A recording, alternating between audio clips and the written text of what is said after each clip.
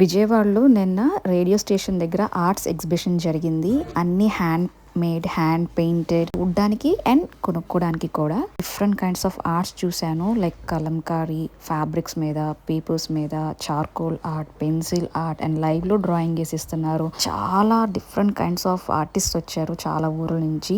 మనకు కావాల్సిన పర్చేస్ చేసుకోవచ్చు. బట్ ఇది నిన్న ఒక్కరోజే జరిగింది విజయవాడలో.